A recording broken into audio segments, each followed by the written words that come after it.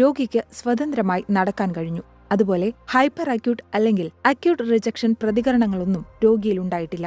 മാത്രമല്ല, രോഗിയുടെ ശരീരത്തിൽ കരളിന്റെ പ്രവർത്തനം തീർത്തും സാധാരണ നിലയിലായതായും സർവകലാശാലയുടെ പ്രസ്താവനയിൽ പറഞ്ഞിട്ടുണ്ട്.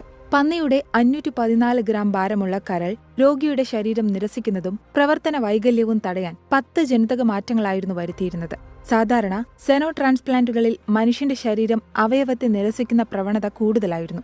എന്നാൽ ഈ പ്രശ്നം പരിഹരിക്കാൻ ഗവേഷകർ പന്നിയുടെ അവയവങ്ങളെ ജനിതക മാറ്റം വരുത്തി അവയെ കൂടുതൽ മനുഷ്യരുടേതാക്കി മാറ്റാൻ തുടങ്ങി.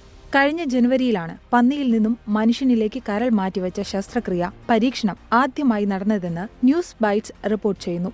പെൻസിൽവാനിയ സർവകലാശാലയിലെ ഈ പരീക്ഷണം മസ്തിഷ്ക മരണം സംഭവിച്ച മനുഷ്യനിലാണ് നടത്തിയത്. ഈ പരീക്ഷണത്തിൽ പന്നിയുടെ കരൾ 72 മണിക്കൂർ രക്തശുദ്ധീകരണത്തിനുള്ള ഒരു ബാഹ്യ പാലമായി പ്രവർത്തിച്ച് രക്തം ഫലപ്രദമായി ഫിൽട്ടർ ചെയ്തു. ഈ നൂതന രീതി കരൾ